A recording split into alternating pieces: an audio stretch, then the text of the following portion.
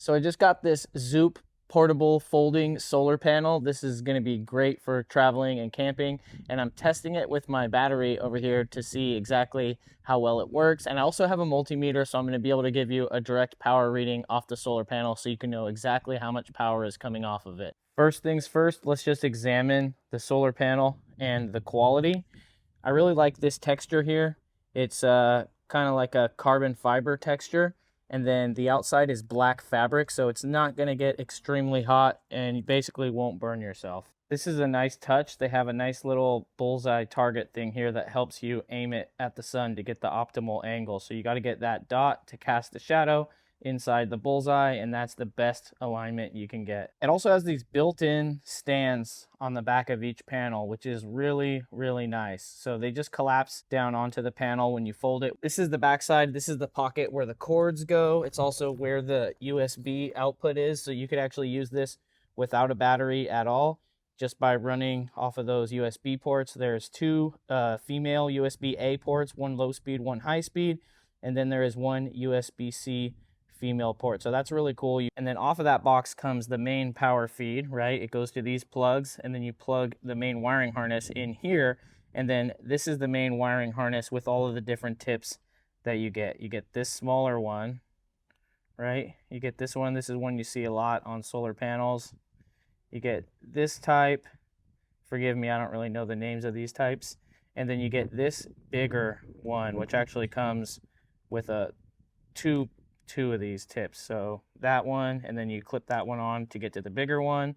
And then you have this one, which is what I'm actually using today to power my device. And they give you a plethora of different tips. So I'm pretty sure with one of these tips, you could charge almost anything you could ever think of. These come off here and then they plug in to here. So it's very, very useful. And then all of these wires and the adapters and everything just goes right in there and is stored nicely on the back of the panel with this nice zip up pouch. This is what it looks like when it's folded up.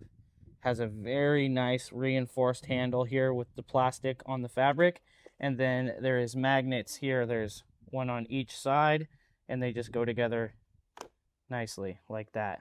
Stores super nicely, very easy to carry, and extremely durable. Now let's get to the power readings. I have the solar panel positioned optimally.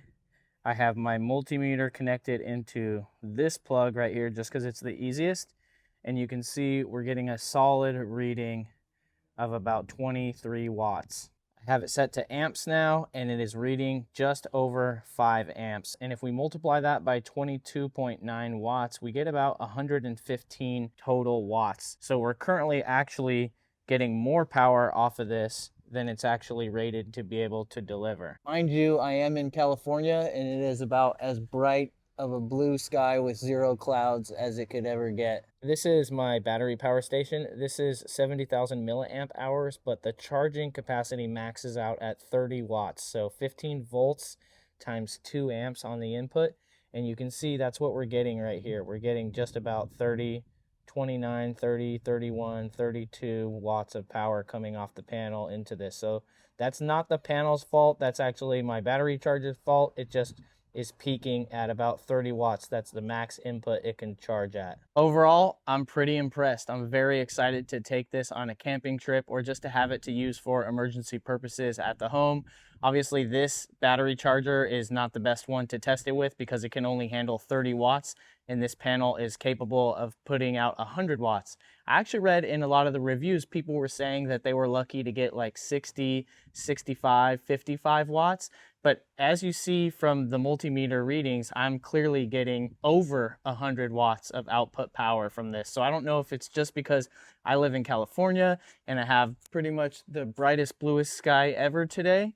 Or maybe it's because it's not under a load. I'm not 100% certain, but this battery bank is the only one I can use to test it, and it's fully receiving 30 watts of power off of the panel and actually charged itself full already. So those are my results. I can't wait to take it camping. When I do take it camping and get some real world use out of it, I'll make another review video and give you guys an update. But so far, so good, and I really, really like the design. It seems very strong, and it seems like it's going to last a long time. Hope that was helpful for you.